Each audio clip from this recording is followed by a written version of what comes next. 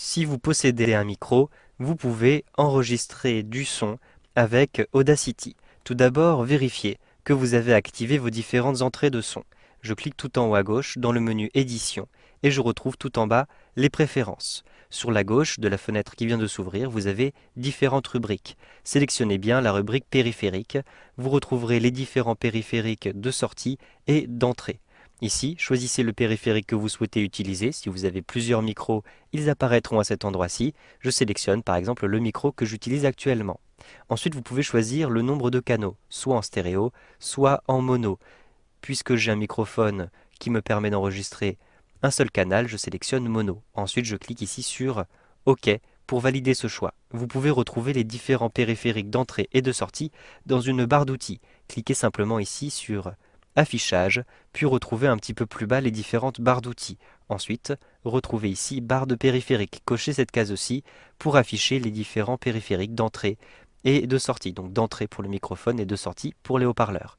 Si je clique ici sur les microphones, je retrouve la liste de mes micros et vous voyez, je peux choisir à nouveau les différents canaux d'entrée, mono ou stéréo. Je conserve ici mono. Vous pouvez ensuite choisir le niveau de volume d'entrée maximum. Ici, cliquez simplement sur le curseur, déplacez vers la droite pour augmenter ce volume d'entrée et déplacez le curseur vers la gauche pour réduire ce volume d'entrée. Vous pouvez vous aider du vumètre. En effet, vous avez ici un vumètre qui gère à la fois la sortie et l'entrée. Donc ici, vous avez un vumètre pour l'entrée micro. Pour activer ce vumètre, cliquez simplement ici sur la petite flèche noire et choisissez Visualiser l'entrée. Donc vous le voyez maintenant, l'entrée de mon micro est bien active et je vais pouvoir vérifier si je ne sature pas. Si je sature, je vais réduire ici le volume d'entrée. Si au contraire le volume est trop bas, je vais augmenter le volume d'entrée. Vous pouvez activer et désactiver ce vumètre simplement en cliquant ici sur le vumètre, désactiver le vumètre. En cliquant à nouveau sur la petite flèche, vous pouvez activer le vumètre et vous pouvez en plus visualiser l'entrée. Vous avez un affichage qui est par défaut horizontal, mais vous pouvez activer un affichage vertical. Je clique ici sur affichage vertical et vous pourrez avoir, vous le voyez, un aperçu de cette manière. En cliquant sur la petite flèche, vous pouvez aussi choisir le type de mesure de ce vumètre. Vous avez par défaut une mesure de décibels qui est une échelle logarithmique, mais vous pouvez choisir une échelle linéaire en cliquant à cet endroit-ci. L'échelle linéaire est davantage adaptée aux sons qui sont plus forts, puisque vous le voyez ici, le volume de ma voix ne permet pas d'avoir une véritable vue dans ce vumètre. Donc je clique à cet endroit-ci et je vais choisir une mesure décibels. Vous pouvez aussi choisir le rafraîchissement de ce vumètre, c'est-à-dire la vitesse, la fréquence à laquelle l'image est mise à jour. Je choisis ici préférence et vous pouvez choisir donc la fréquence de rafraîchissement par seconde. Vous avez par défaut 30. Si ce vumètre ralentit votre machine parce qu'elle est plus lente, eh bien vous pouvez réduire le taux de rafraîchissement. Cela vous permettra de gagner de la qualité audio. Donc je vais conserver ici 30 et je clique sur OK.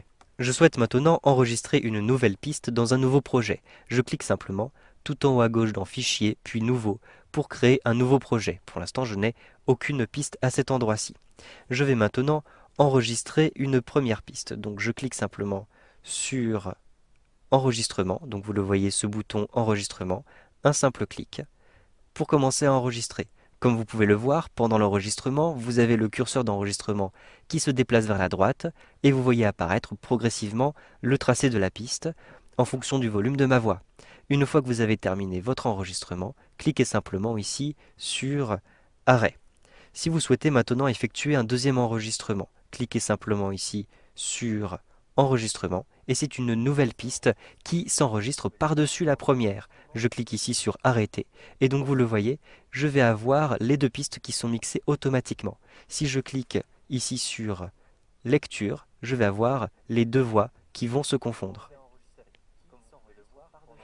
Je clique sur Arrêter pour arrêter la lecture.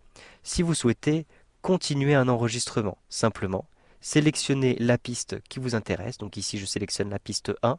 Ensuite, au moment où vous allez cliquer sur Enregistrer, appuyez en même temps sur la touche Shift ou Maj de votre clavier.